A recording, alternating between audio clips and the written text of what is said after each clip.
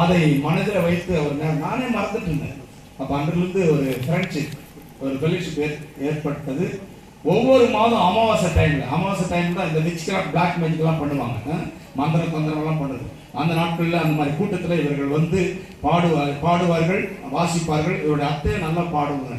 ஆகவே கேஜிஎஃப்ல பிறந்து வளர்ந்த ஒரு ஹாஸ்டலில் வளர்க்கப்பட்ட சிறு வயதிலே பார்வை எழுந்த இவருடைய வாழ்க்கையில் இயேசு கிறிஸ்து நல்லவராக இருந்து இம்மட்டும் அவரை நடத்தி வருகிறார். உங்களுடைய முகம் எப்படி இருக்குது, உங்களுடைய கலர் எப்படி இருக்குது, நீங்க என்ன நிலைமையில் இருக்கிறீங்க, உங்க மனசுல என்ன கவலை இருக்குன்னு சொல்லி ஒரு தீர்க்கதரிசன வரத்தை ஆண்டவர் அருமையான தாசனுக்கு கொடுத்திருக்கிறார்.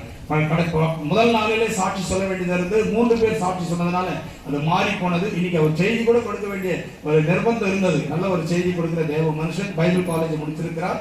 ஆகவே இப்படி தடவை தான் அவங்க பைபிள் படிப்பாங்க. அந்த மாதிரி காலேஜ்லாம் நான் போய் ப்ரீச் பண்ணியிருக்கிறேன். பாளையங்கோட்டை, இல்லை பாளையங்கோட்டை கேள்விப்பட்டிருக்கீங்களா? பாளையங்கோட்டில் ஒரு பெரிய ஒரு ஹாஸ்டல், தடவி படிக்கிற ஒரு ஹாஸ்டல். இந்த மாதிரி பார்வையற்றவர்களுக்கு பைபிள் தடவி படிக்கிற மாதிரி ஒரு பைபிள் உருவாக்கி இருக்கிறாங்க. லூக்கா சுவிசேஷம் 4ஆம் அதிகாரம் நம்ம எடுக்க மாட்டோம், உடனே அவங்க தடவி எடுப்பாங்க. அப்படிப்பட்ட ஹாஸ்டல்ல படித்து வளர்ந்து அருமையான தேவதாசன். இன்னும் கல்யாணம் ஆகல.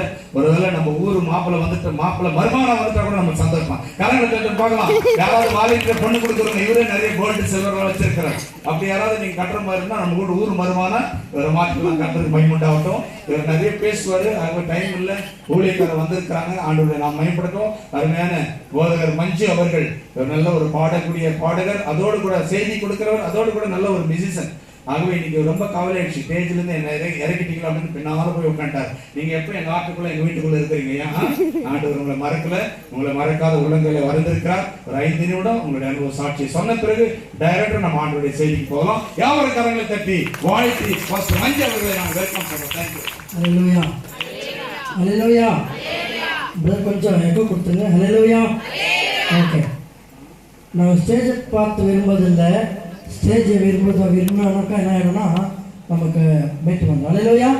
சரி, நான் ஜாஸ்தி பேச மாட்டேன்.